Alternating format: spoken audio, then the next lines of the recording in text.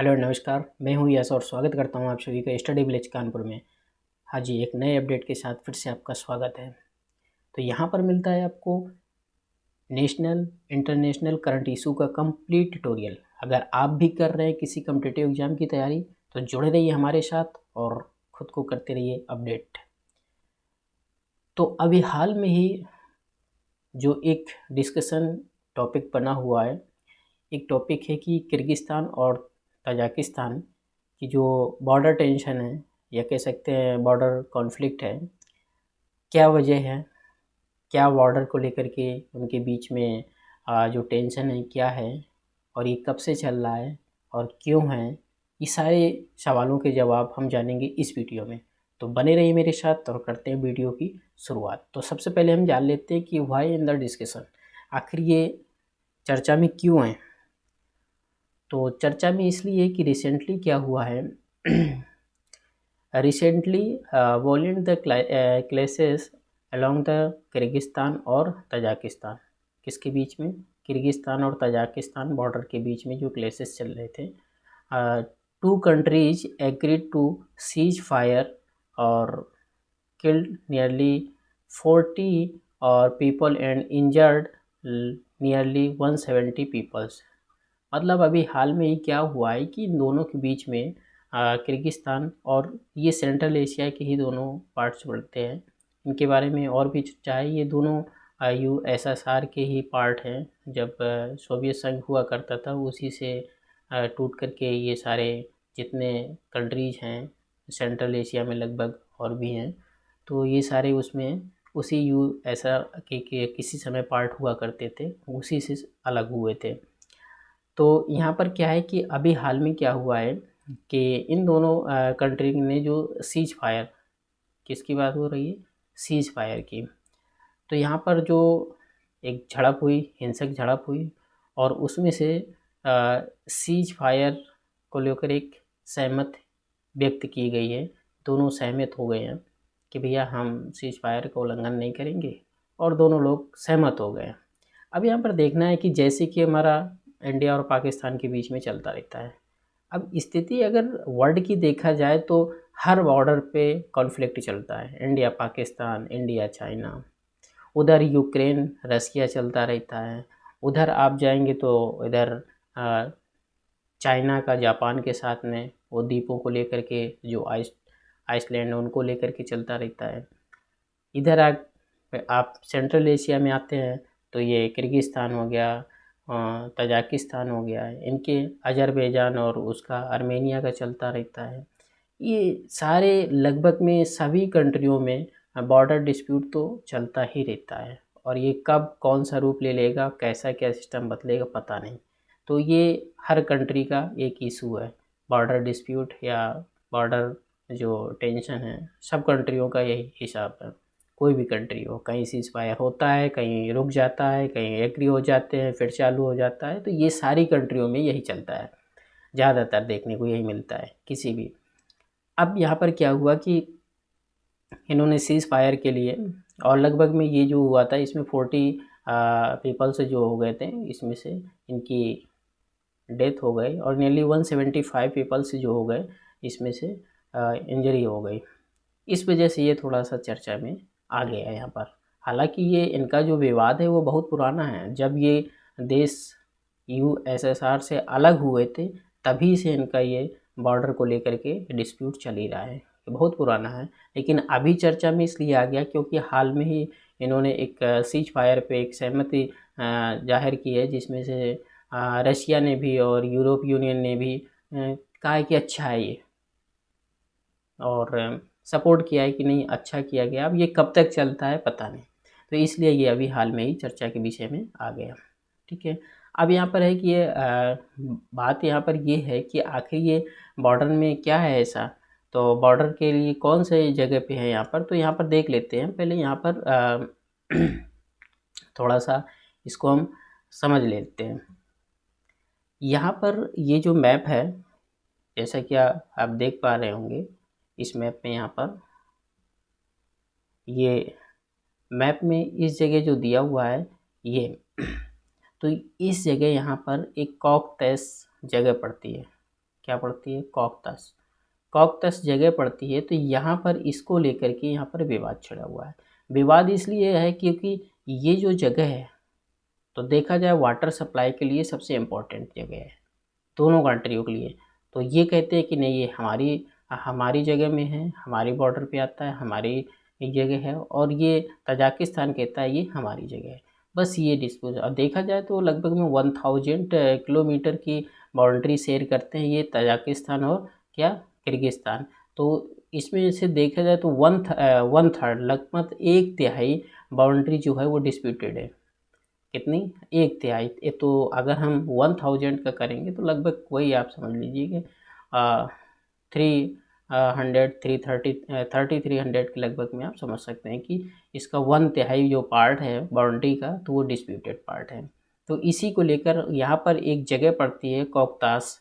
तो ये कॉकटास में क्या है कि एक वाटर सप्लाई का एक बहुत ही अच्छी जगह है, जो कि वो सप्लाई कर सकती है कि सभी जगह के लिए। तो कंट्री के लिए डिस्ट्रीब्यूट करते हैं वाटर सप्लाई के लिए। तो उस जगह को लेकर ज़्यादा डिस्प्यूटेड रहता है। तो अब यहाँ पर क्या है कि अब यहाँ पर जो इसका रीजन है, तो रीजन क्या है यहाँ पर कि जो दो नेशन है, तो जैसा कि मैंने अभी मैप में बताया कि मैप में क्या था कि ये जो कॉकटास जगह है, कौन सी है, कॉकटास जगह है, इसको लेकर के इनके बीच में डिस्प्यूट रहता है, कॉन्फ्लिक्ट बना रहता है। क्या कि क्योंकि ये वाटर सप्लाई सेक्टर का बहुत बड़ा एक जगह है। और 2 कंट्रीज़, और इनकी अगर हम बात करें तो ये वही यहाँ पर जैसा कि अभी मैंने बताया कि सोवियत संघ जब हमारा था, यूनियन जो यूएसएसआर जब हुआ करता था, तभी से ये क्या चल रहा है, ये कॉन्फ्लिक्ट चल रहा है, इनका डिस्प्यूट चल रहा है। और ये लगभग में 19 क्योंकि 1991 में ही सोवियत संघ जो हमारा यूएसएसआर था वो ब्रेक हुआ था, तभी ये सारी कंट्रियाँ बनी थी अलग अलग होकर के। और ये तब से ये डिस्प्यूट बॉर्डर का चल रहा है, किर्गिस्तान और तजाकिस्तान का ही, ठीक है। और अब यहाँ पर क्या है, वही यहाँ पर चीज़ है क्या, do not have access the land and water have the often deadly conflict between दो द कम्युनिटी ऑफ पास्ट। तो पिछले लगभग वही चल रहा है। और वो यही जो दोनों कंट्रीज हैं वो बाउंड्री शेयर करते हैं अपनी क्या सीमाएं, लगभग में 1000 किलोमीटर। और 1000 किलोमीटर बाउंड्री जब शेयर करते हैं तो उसमें से वही 1/3 डिस्प्यूटेड उसकी बाउंड्री ज़्यादा चर्चा में रहती है। अब यहाँ पर इसके तो ये हमारा बैकग्राउंड था, क्या कर जो डिस्प्यूट है जो तो क्या वजह थी। अब यहाँ पर हम थोड़ा सा नज़र डाल लेते हैं अपने सेंट्रल एशिया में इंडिया की क्या व्यू है और इंडिया का इम्पोर्टेंस क्या है, इंडिया का इसमें महत्व क्या है। और अगर ये सेंट्रल एशिया अगर स्थिर नहीं रहता है, मतलब अनस्टेबल रहता है, तो इंडिया पर क्या इफेक्ट पड़ता है। और तो आपको पता होना चाहिए कि सेंट्रल इंडिया का ऐसे जो सेंट्रल एशिया है, तो उसका सपोर्ट इंडिया के साथ बहुत ज़्यादा रहता है। सारी कंट्रियों जो सेंट्रल एशिया की लगभग में है, छोटी छोटी कंट्रियों जो, तो उसका सपोर्ट बहुत ज़्यादा, और ट्रेड भी इंडिया का उन्हीं से चलता है लगभग में। तो अगर क्लेशेस होंगे, और तो अब जब क्लेशेस होंगे तो अब इंडिया किसका सपोर्ट करेगा। मान लीजिए अभी यहाँ पर किर्गिस्तान और तजाकिस्तान के बीच में क्लेशेस चल रहा है। अब इंडिया बताइए तजाकिस्तान का सपोर्ट करेगा या किर्गिस्तान का करेगा। इंडिया का तो दोनों के साथ में ट्रेड चलता है, दोनों के साथ में अच्छे रिलेशन भी है, इंटरनेशनल रिलेशन भी बढ़िया अच्छे हैं इनके, इंडिया के साथ में ट्रेड भी बढ़िया चलता है, सारी चीज़ें अच्छी हैं। अब यहाँ पर अगर दोनों कंट्री आपस में लड़ेंगे तो इंडिया किसका सपोर्ट करेगा। तो यहाँ पर इंडिया के लिए एक बहुत बड़ा एक कदम हो जाएगा कि वो किसका सपोर्ट करे। तो अगर मिडिल जो हमारा सेंट्रल एशिया है, अगर इसमें स्थिरता नहीं हुई, स्टेबिलिटी नहीं रही, तो इंडिया के लिए काफ़ी खतरनाक और काफ़ी कुछ इसको नुकसान हो सकता है इंडिया के लिए।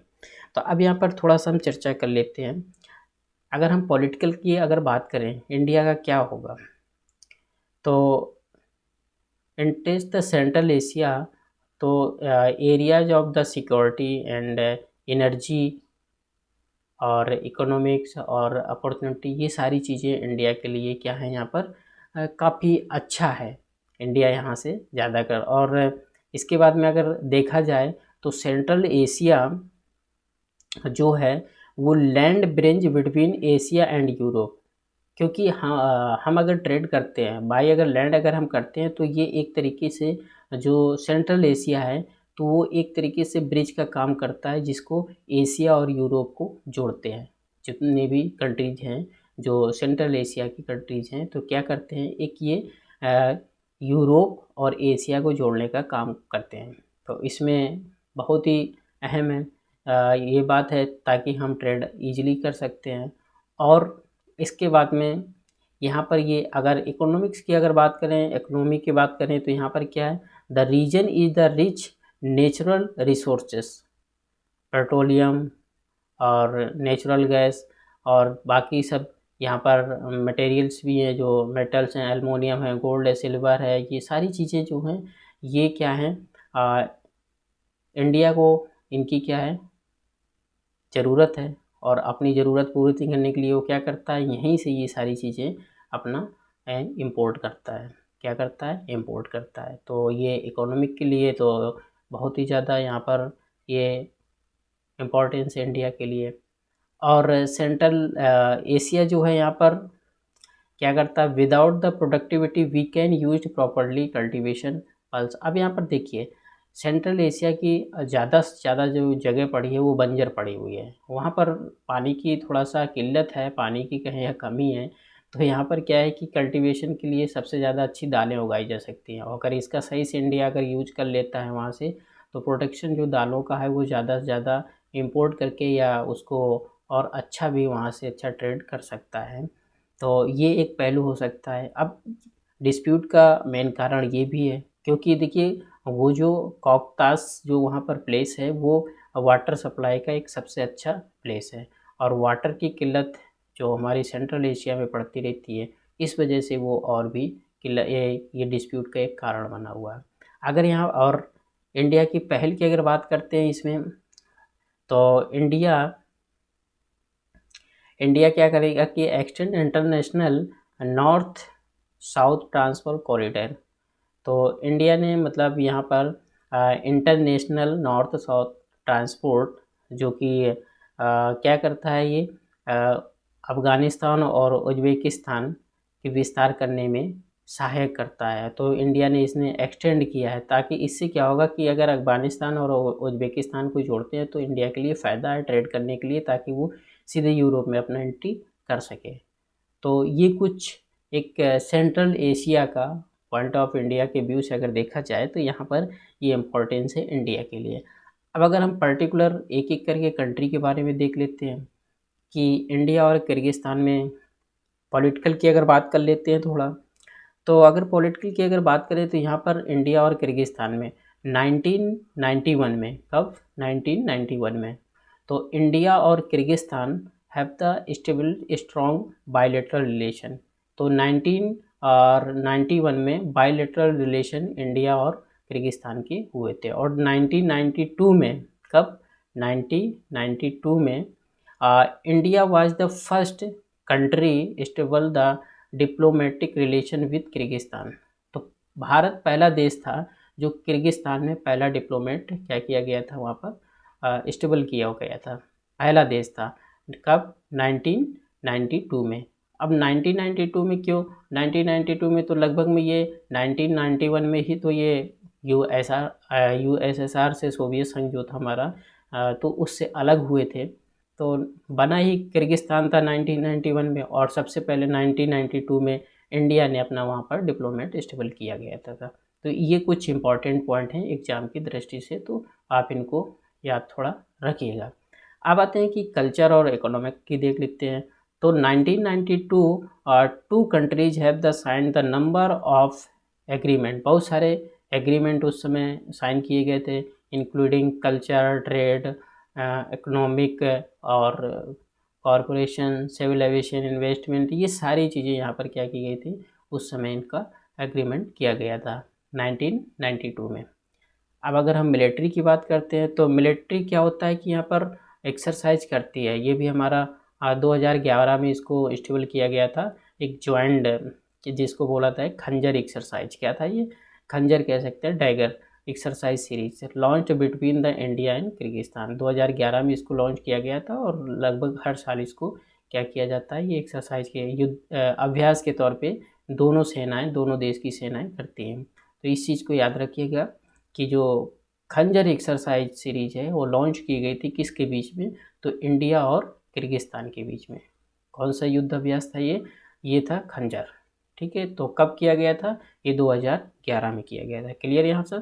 और इसके बाद में अगर बात करते हैं इंडियन डायस्पोरा की बात करते हैं, जो भारतीय प्रवासी हैं, तो किर्गिस्तान में भारतीय प्रवासी लगभग में 9,000 हैं। कितने हैं, 9,000 हैं। और ज़्यादातर वहाँ कर क्या है, स्टूडेंट हैं जो क्या करते हैं, पढ़ाई करते हैं मेडिकल के लिए अलग अलग इंस्टीट्यूशन में। और वहाँ पर कुछ हमारे बाकी ट्रेडर्स भी हैं। तो ये तो इंडियन डायस्पोरा की बात हो गई। अब स्ट्रेटजिक अगर हम रणनीतिक के तौर पे अगर कहें तो India's stand on the Kashmir has been the largely support by Kyrgyzstan leaders. तो इस चीज़ को याद रखना है। यहाँ पर रणनीतिक तौर पे अगर देखा जाए तो किर्गिस्तान जो है, तो किर्गिस्तान सपोर्ट करता है कश्मीर के मैटर में हमेशा से। तो ये एक सबसे बड़ा इम्पोर्टेंट पॉइंट है किर्गिस्तान के लिए और इंडिया के लिए। और India has been supported Kyrgyzstan to permanent seat United Nation और काउंसिल। और किर्गिस्तान है तो वो सपोर्ट करता है यूनाइटेड नेशन में परमानेंट सीट के लिए, यूएनएससी में जो परमानेंट सीट के लिए क्या करता है, इंडिया को सपोर्ट करता है। तो ये दो तो बहुत ही इम्पोर्टेंट पॉइंट हैं जो कि इंडिया का सपोर्ट करते हैं, इंडिया के फेवर में है। अब यहाँ पर हम बात कर लेते हैं, ये तो किर्गिस्तान की हो गई, तजाकिस्तान के बारे में भी जान लेते हैं। अगर हम पॉलिटिकल देखते हैं तो तजाकिस्तान का 2012 से स्टार्ट होता है। 2012 India and Tajikistan extend their bilateral ties the level of strategic relationship. तो ये 2012 में आते हैं। कब आते हैं, 2012 में। और अगर हम किर्गिस्तान की बात करें तो वो 1992 में ही स्टार्ट हो गया था। बायलेटरल तो 1991 में हुआ। अब यहाँ पर क्या है कि जो तजाकिस्तान है ये भी सपोर्ट करता है परमानेंट मेंबर के लिए कि इंडिया भी परमानेंट मेंबर हो जाए किसका, यूएनएससी का। और जो ये शंघाई कॉरपोरेशन है उसमें भी है। और 2013 में India supported the inclusion Tajikistan World Trade Organization. India ने 2013 में सपोर्ट किया था किसका, तजाकिस्तान का, इसका हिस्सा बनने के लिए किसका, WTO का, वर्ल्ड ट्रेड ऑर्गेनाइजेशन का। तो ये भी एक इम्पॉर्टेंट पॉइंट है एग्जाम की दृष्टि से। अब यहाँ पर आते हैं कि कल्चर एंड इकोनॉमिक की बात करते हैं। तो despite the effort both countries long movement sessional trade routes, मतलब एक अच्छा रूट ना होने की वजह से इतना तो ज़्यादा नहीं रहा ट्रेड, लेकिन फिर भी बहुत सारी चीज़ें जो हैं ट्रेड में चलती हैं किसके साथ में, तजाकिस्तान के साथ में। ठीक है, तो ट्रेड चलता ही नॉर्मल। अब यहाँ पर इंडिया ने और भी हेल्प की है तजाकिस्तान की। 2001 और 2 में India provide major food assistance Tajikistan in January February. हुआ ये था कि उसमें जनवरी फरवरी में बहुत ज़्यादा सर्दी पड़ी थी, 2008 की बात है यहाँ पर। तो इंडिया ने लगभग में $2 मिलियन कैश में क्या किया था, तजाकिस्तान को दिया था। और इसके बाद नवंबर में भी नवंबर 2010 में India made about 2 lakh dose of oral polio vaccine. तो देखिए वैक्सीन की अगर बात है तो वैक्सीन इंडिया वर्ल्ड का सबसे ज़्यादा सप्लायर कह सकते हैं, आपूर्ति करता है। और यूनाइटेड नेशन चिल्ड्रंस फंड्स के लिए जो था, यूनिसेफ के लिए, तो इंडिया ने 2010 में 2 लाख डोज क्या पोलियो के भी दिए थे। और मार्च 2018 में 10 एम्बुलेंस भी मैन्युफैक्चर्ड बाय इंडिया इन रसिया, जो कि रसिया में इनको मैन्युफैक्चर्ड किया गया था इंडिया द्वारा, वो भी तजाकिस्तान को दी गई थी। और अगर हम इंडियन डायस्पोरा की बात कर लेते हैं, भारतीय प्रवासी की अगर बात कर लेते हैं, तो लगभग में 1550, कितने, 1550, उसमें से 1250 लगभग में वहाँ पर क्या है, स्टूडेंट हैं। तो ये कुछ इंडिया और तजाकिस्तान के बीच में है। तो ऐसा है कि अब यहाँ पर अगर कॉन्फ्लिक्ट रहता है दोनों देशों के बीच में, तो अब यहाँ पर सबसे बड़ा सवाल खड़ा हो जाएगा इंडिया के पास कि इंडिया क्या करे, किसके सपोर्ट में जाए। तो इंडिया के लिए तो अच्छा नहीं है कि अगर ये बॉर्डर में डिस्प्यूट होता है और इन दोनों के बीच में अगर थोड़ा सा ज़्यादा एक वार का रूप ले लेता है, युद्ध जैसा, तो ये इंडिया के लिए अच्छा नहीं है। तो आई होप कि वीडियो आपको अच्छा लगा होगा। तो जब वीडियो अगर अच्छा लगा है तो वीडियो को शेयर करिए और खुद को अपडेट करते रहिए। मिलते हैं नए वीडियो में नए टॉपिक के साथ। जय हिंद।